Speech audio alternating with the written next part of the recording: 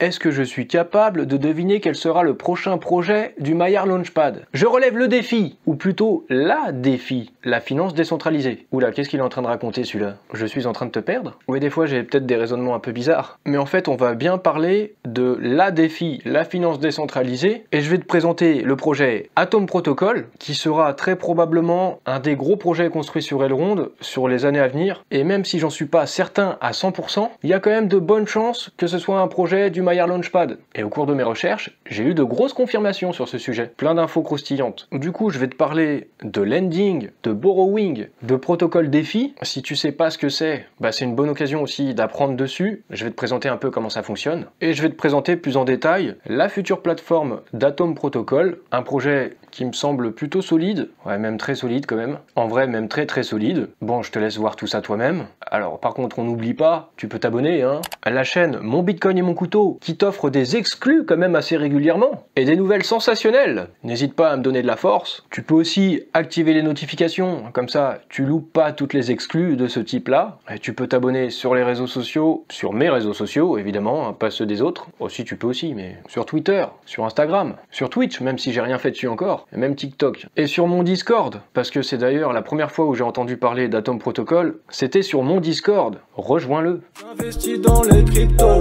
pour être riche dans le futur, faire de couilles dans le futal, ainsi soit-il. Mon Bitcoin et mon couteau. Il y a pas très longtemps, le 22 mai, Benjamin Minkou a fait un tweet. En fait, il a même fait un thread où il nous parlait de l'écosystème d'Elrond et de plein de projets excitants qui étaient en train d'arriver. Et dans un tweet précis, il a dit « Voici les projets peut-être les plus intéressants sur lesquels vous devriez jeter un œil. » Et parmi eux, il y avait Atom Protocol. Du coup, j'ai jeté un œil. Voici leur compte Twitter. Et là, si on parle de protocole de lending et de ce type de plateforme, on commence à aller un peu plus loin dans la crypto, et ça demande d'approfondir ses connaissances. Et je peux notamment vous renvoyer vers cette vidéo de Asher, où il explique ce qu'est le lending et le borrowing. Donc en français, les prêts et les emprunts sur la finance décentralisée. Et je vais aussi vous expliquer un petit peu ça moi-même, rapidement, mais Asher a fait une vidéo complète de 53 minutes sur le sujet, et moi je peux pas faire une vidéo de 2 heures. Cependant, avec un petit schéma très simple, ce que je peux vous expliquer, c'est que sur une telle plateforme, là on va dire ici au milieu c'est la plateforme de lending, par exemple Atom Protocol, il va y avoir des prêteurs. Vous venez avec par exemple de l'EGLD ou de l'USDC, généralement c'est souvent avec des stablecoins pour prendre le moins de risques possible. Vous stackez votre crypto, donc c'est là le petit 1, sur la plateforme, vous avez un rendement, un certain pourcentage, ça fonctionne un petit peu comme du stacking, mais l'avantage c'est que vous pouvez retirer le montant investi à n'importe quel moment. Il n'y a pas de délai de 9 ou 10 jours, donc ça permet d'être très liquide. Ensuite, l'argent que vous avez déposé, et donc la liquidité justement, peut être prêté à des borrowers, des emprunteurs, mais pour pouvoir emprunter, il faudra aussi payer des intérêts. Normal, en fait, c'est un peu comme une banque, sauf que tout ça est décentralisé, et contrairement à une banque, on va pas vous demander beaucoup de garanties. Tout ça est régi par des smart contracts qui régissent les règles. Cependant, vous devez quand même apporter une garantie. On appelle ça le collatéral. Pour pouvoir emprunter, il faut soi-même apporter de la liquidité. Donc par exemple, si je dépose sur la plateforme 100 $ en USDC, je vais avoir le droit à un taux d'endettement, généralement c'est vers les 75% je crois, mais comme le dit justement Asher dans sa vidéo, il vaut mieux pas aller jusqu'aux 75% d'endettement, mais un peu moins, plutôt 50-60%. Donc admettons, j'ai déposé 100 $, je vais emprunter 60 $, et cet argent je peux m'en servir par exemple pour faire du farming sur une plateforme quand il y a des gros rendements. Les intérêts payés par les emprunteurs payent les intérêts des fournisseurs de liquidités, et c'est comme ça que ça fonctionne la finance décentralisée, les protocoles défi. Je vous mettrai un article qui explique bien le lending, un article du journal du coin. Ça peut se passer sur des plateformes centralisées aussi, pas seulement sur les décentralisées, mais sur les décentralisées, il n'y a pas besoin de faire de KYC. Il y a des avantages, le fait d'emprunter facilement, à la différence d'avec une banque. Les termes sont flexibles, soit il y a des périodes déterminées à l'avance pour rembourser, soit il n'y a pas de période de remboursement déterminée à l'avance, mais il y a aussi des risques. Il y a par exemple le risque que la plateforme se fasse hacker à cause de failles de sécurité. Les fonds peuvent être aspirés et à ce moment-là vous perdez tout. Et puis là, contrairement à une banque qui apporte des garanties, et on peut pas braquer une banque comme ça, enfin si on peut, mais normalement les clients sont remboursés. Et là, pour le coup, non, vous prenez aussi vos risques. Et puis aussi le risque des marchés et des liquidations. Quand un peu plus tôt, je vous expliquais que vous pouviez avoir un collatéral et emprunter, par exemple, à hauteur de 60%, vous pouvez le faire jusqu'à 75%, mais le système est pensé pour faire en sorte que les emprunteurs remboursent à un moment donné leur dette, leur emprunt. C'est à ça que sert le collatéral. Par exemple, si je dépose un EGLD et qu'à ce moment-là, le GLD vaut 100$, si je peux emprunter à hauteur de 75% de mon collatéral, je peux emprunter 75$. Mais si entre-temps, avant que je rembourse mon emprunt et les intérêts, le GLD perd de sa valeur sur les marchés et passe à 75$, automatiquement je serai liquidé, le GLD que j'aurai placé en collatéral, il sera vendu, et ce système il est fait pour s'assurer que je vais rembourser mon emprunt et qu'il y ait toujours de la liquidité, et que ceux qui prêtent, du coup, leur crypto puissent ne pas perdre leur argent. C'est pour ça qu'il est conseillé de ne pas aller à 75%, surtout sur des altcoins. La volatilité fait que ça peut être dangereux et vous allez vous retrouver liquidé. Donc c'est préférable d'aller à 50%, peut-être 60%. Et le plus sûr, c'est de déposer comme collatéral de l'USDC, ou de l'USDT, en tout cas du stablecoin, parce que là, a priori, il n'y a pas de variation du prix, il peut y en avoir très légère, sauf quand il y a des cas comme l'UST. Et dans ces cas-là, le danger il existe aussi, même avec du stablecoin du coup, mais en fonction du stablecoin avec lequel vous déposez votre collatéral, normalement il y a une sécurité avec de l'USDC, ça devrait aller quoi. Mais le risque, et il existe, on l'a vu avec Luna. Le but d'une telle plateforme, c'est qu'il y ait toujours le plus de volume possible, donc ils mettent en place un protocole qui soit incitatif et qui équilibre pour avoir toujours de la liquidité. Et c'est pour ça qu'il y a des taux d'intérêt qui vont varier. Ce ne sont pas les mêmes pour les prêteurs et pour les emprunteurs, et ils vont fluctuer en fonction de la liquidité sur un actif donné. Plus concrètement, s'il y a plus de prêteurs que d'emprunteurs, il y a plus d'offres que de demandes. Dans ces cas-là, les taux d'intérêt pour les emprunteurs vont être bas, ce qui va inciter les emprunteurs à venir emprunter. Il y aura plus d'emprunteurs. S'il y a plus d'emprunteurs, il y a plus de demandes de liquidité, donc ça fait augmenter les taux des prêteurs, qui vont être mieux rémunérés, donc ça attire plus de prêteurs, donc plus de liquidité, et à nouveau, ça va reproposer des taux d'intérêt plus bas pour les emprunteurs, ce qui va inciter les emprunteurs à venir emprunter, et ainsi de suite. Et en fait, tout ça dans le but de générer plus de volume. Ça s'équilibre, les taux d'intérêt, voilà. Je vous conseille d'approfondir aussi tout ça vous-même. Peut-être que c'est du chinois pour vous, là à l'heure actuelle quand je vous en parle.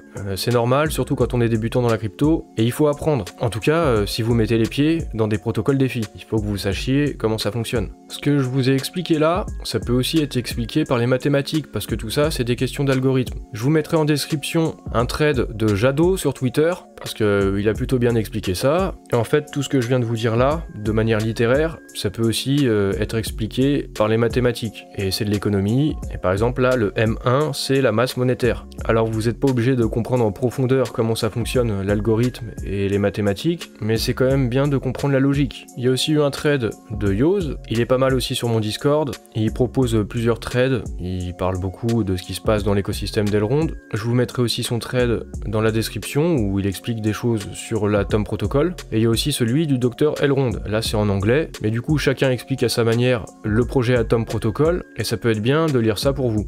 Moi aussi je suis en train de vous présenter le projet. Du coup allons-y sur Atom Protocol. Alors il y a une vidéo sur la plateforme, donc pour l'instant c'est une version bêta, mais ça fonctionne comme dans la vidéo. On clique sur App, je fais Connect Wallet, bon je me connecte pas vraiment, hein. C'est pas vraiment mon adresse, c'est encore une simulation, c'est une bêta. Et donc ce qu'on a vu précédemment, c'est bien là. Si je veux, je peux reproduire l'expérience, je mets 7 EGLD moi. Et puis voilà, la transaction elle est faite, on peut la voir sur l'Explorer, je peux l'utiliser en collatéral, et je vais aller emprunter 3,5 EGLD, puisque je vous ai plutôt conseillé d'emprunter 50%. Voilà, la transaction elle passe. Bon, vous avez compris le principe, je vais pas vous refaire toute la vidéo. Quelque chose qui est intéressant aussi sur cette plateforme, c'est qu'il sera possible de voter. Il y aura un système de DAO, Decentralized Autonomous Organization, et la communauté pourra décider des orientations et des évolutions de la plateforme. Notamment, c'est quelque chose qu'on peut voir dans le white paper, le listing de prochains tokens, si les gens veulent ou non que tel ou tel token soit intégré sur la plateforme. Là c'est seulement pour exemple. Alors le token Atom et son utilité, ça fonctionne un petit peu comme sur d'autres protocoles de finance décentralisée, beaucoup comme Compound et Aave. Il est possible de stacker ces atomes, HTM le token, et de gagner des intérêts dessus qui seront payés au choix en EGLD, en USDC, en MEX, en HTM ou en RIDE. Comme j'ai montré précédemment, il sera possible de voter sur les évolutions de la plateforme en détenant le token token HTM, et puis on peut aussi fournir de la liquidité avec HTM ou emprunter. Et en utilisant HTM comme collatéral, on pourra emprunter de n'importe quelle crypto sur la plateforme. On va s'intéresser un petit peu au light paper, le pitch deck, il y a aussi le white paper, et je vous mettrai tout ça en description évidemment. Comme ils expliquent, pour l'instant, sur la blockchain Elrond, il n'y a pas de protocole de lending, et c'est quelque chose de très important pour la finance décentralisée. Elrond a besoin de son protocole de lending, et c'est aussi ça qui attire du volume sur une blockchain et dans un écosystème, donc c'est une étape obligatoire pour le succès d'Elrond. Et dans la finance décentralisée, il y a d'autres protocoles. Pour les tokens basés sur Ethereum, il y a des coûts de transaction assez élevés, voire très élevés à certaines périodes, et donc ça c'est un problème. Du coup, Atom Protocol se présente comme étant la solution, en étant sur Elrond et en permettant des transactions à faible coût, et l'avantage notamment, ce sera de profiter de ce grand bridge qui connectera Elrond à toutes les blockchains. On y reviendra plus tard, en fin de vidéo. Du coup, les services de Atom, ce sera le lending, fournir la liquidité, faire des emprunts, le borrowing, et le yield stacking à travers le token HTM. Les compétiteurs indirects, c'est Maker, AAVE et Compound, sauf qu'eux, ils ont des frais plus importants. Le tokenomics, je vous laisserai aussi regarder vous-même tout ça et vous pencher dessus si ce projet vous intéresse. En tout cas, c'est un projet qui va sûrement faire parler de lui. Le calendrier de vesting aussi, c'est important de regarder ces choses-là. Les tokens seront bloqués pendant 1 an et distribués ensuite pendant 24 mois, pendant 2 ans, 12,5% par trimestre. Concernant la team, elle apparaît publiquement et il n'y a pas de souci à ce niveau-là, on sait qui est derrière. Alors à la base, c'est principalement 3 personnes, Oussama Gwenwini, Ahmed Sergini et Soufiane El Mouatassim Bila. J'ai un peu regardé sur LinkedIn et en fait ils sont basés à Dubaï, aux Émirats Arabes Unis. On se souvient aussi qu'il y a le Elrond Dubaï Incubateur là-bas. Donc il y a des choses qui tournent autour d'Elrond du côté de Dubaï. Et ces trois-là, on pourrait dire qu'ils sont peut-être encore inexpérimentés. C'est pas pour ça qu'ils sont pas compétents, mais ils sont encore jeunes et ils n'ont jusqu'ici pas encore fait leur preuve dans l'écosystème des cryptos. Cependant ici on voit comme advisor Federico Caccia et Franco Cucchiero, mais en fait eux derrière il y a Razer Labs. Et je vous mettrai cet article également qui explique la collaboration entre Atom et Razer Labs.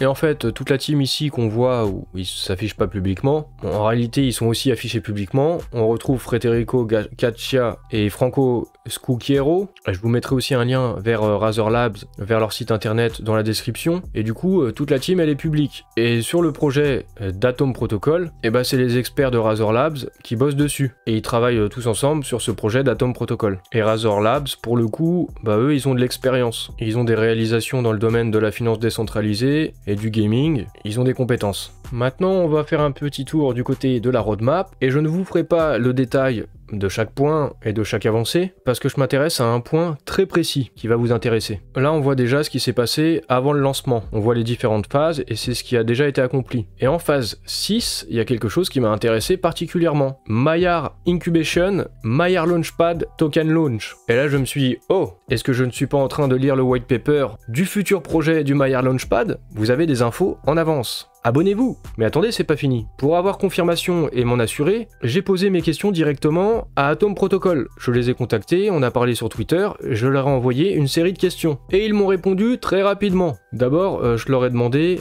s'ils avaient fait une levée de fonds. Ils m'ont dit qu'ils avaient récolté d'un investisseur en pre-seed 2 millions de dollars, donc déjà bon point. Et je leur ai demandé la question évidente, est-ce que Atom sera lancé sur le Maiar Launchpad? Et puis si c'est pas le cas, est-ce que ce sera par exemple sur BeHero? Ils m'ont dit que leur volonté c'était bien d'être lancé sur le Maiar Launchpad, mais qu'ils envisageaient aussi d'autres options comme CoinList. Si vous connaissez pas CoinList, ils font des ICO, c'est très réputé, c'est très difficile d'avoir accès aux tokens des ICO CoinList. À chaque fois, il y a peut-être 1 million de personnes qui essayent de participer et seulement quelques dizaines de milliers de personnes qui ont les tokens en question sur chaque ICO. Donc a priori, ils seront peut-être soit sur le Maiar Launchpad, soit sur CoinList. Ils sont en discussion avec la team Elrond, donc on a bien effectivement un potentiel projet du Maiar Launchpad, peut-être pas sur le prochain, là le suivant, peut-être sur celui d'après, parce que d'après leur roadmap, la plateforme sera lancée au premier trimestre 2023. Je leur ai dit que récemment Benjamin Minkou les a cités dans un tweet, donc le tweet dont je parlais en début de vidéo. Je leur ai demandé quelles étaient leurs relations avec Elrond. Ils m'ont répondu qu'ils discutent actuellement avec eux, qu'ils ne peuvent rien révéler là-dessus, parce qu'il n'y a rien d'officiel,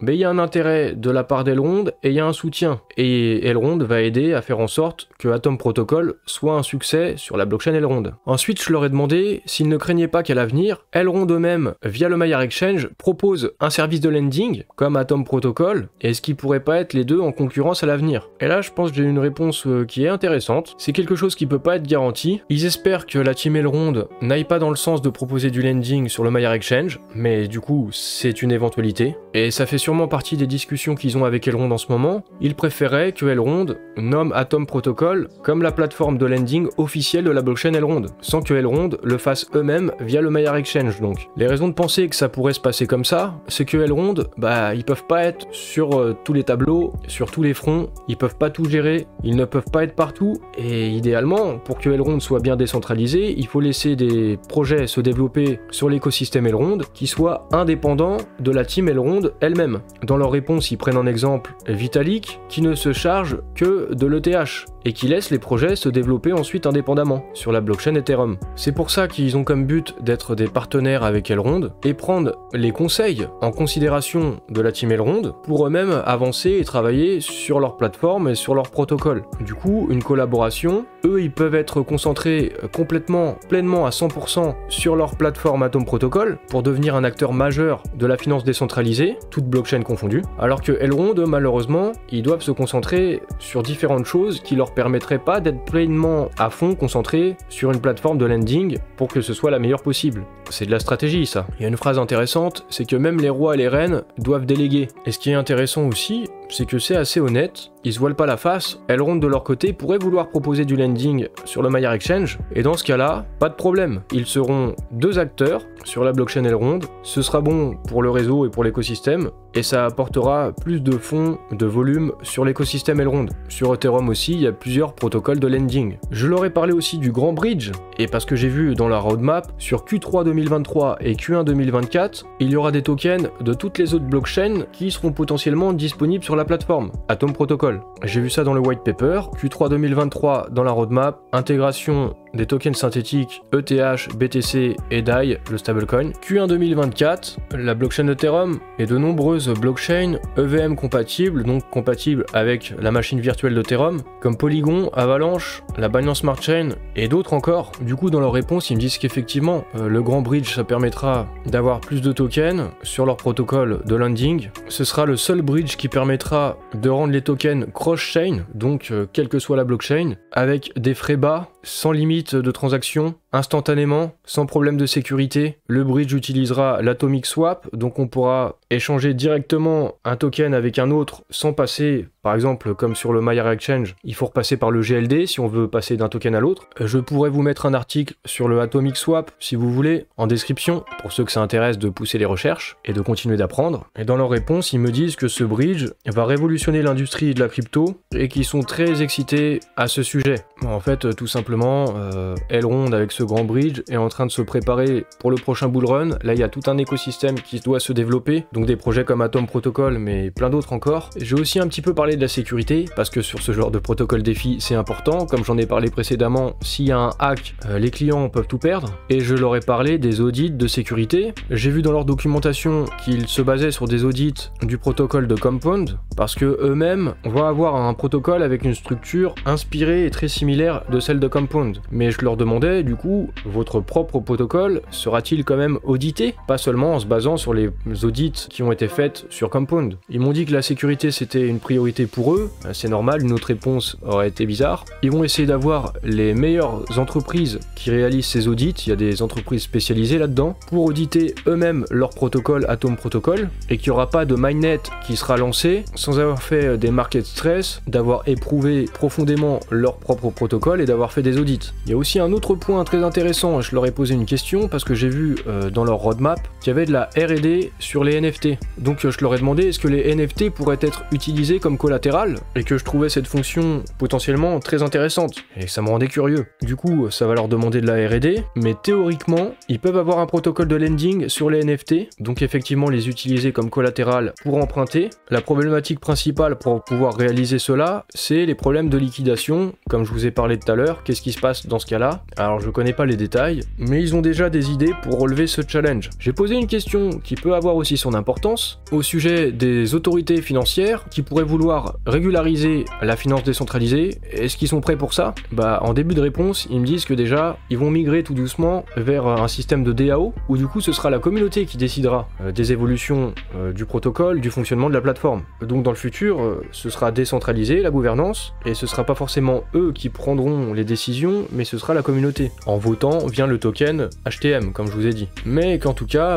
Atom suivra les régulations qui seront imposées pour rester dans la légalité. Cependant, le détail, c'est que eux ils dépendent de la juridiction des Émirats Arabes Unis, ils sont à Dubaï, Atom Protocol ne rentre pas dans la juridiction de l'Union Européenne. Bon après ces choses-là elles pourront être décidées peut-être au niveau mondial, en tout cas c'est ce que souhaitait le FMI. Aussi dans le white paper j'ai vu qu'il serait possible de déposer des monnaies fiat sur la plateforme, du coup des euros ou des dollars, et pas du stablecoin, bien des vraies monnaies fiat, pour profiter des rendements de la DeFi, ça peut être très intéressant. Du coup j'ai demandé ça se ferait comment, c'est par virement SEPA, et du coup est-ce qu'il n'y aurait pas besoin de faire un KYC dans ces cas-là? Effectivement ils m'ont répondu que ce sera bien possible de faire des virements SEPA, de déposer ses euros, faire des rendements DeFi à 8% peut-être, bien meilleur qu'un livret A, et ensuite tranquillement renvoyer ses euros sur son compte bancaire. Ça c'est très intéressant. Et ils m'ont confirmé que pour pouvoir cependant faire ces virements SEPA, il faudra bien avoir un KYC. Donc peut-être qu'il y aura aussi dans ces cas-là une taxe sur ces rendements de 8%. Bon, affaire à suivre avec les évolutions légales. Je suis assez chaud sur ce projet d'Atom Protocol. Je pense que là on tient un gros truc, des gros financements, de la grosse ambition, le grand bridge qui permettrait à Atom Protocol d'avoir un avantage concurrentiel sur les autres protocoles de la finance décentralisée, donc c'est du costaud quand même. Est-ce que ce sera sur le Maiar Launchpad ou pas? Pas de certitude encore à ce stade, mais la probabilité reste quand même assez forte. Si tu penses que j'ai bien bossé, la cloche de notification tu peux activer, les likes peuvent pulluler, ainsi que mes abonnés.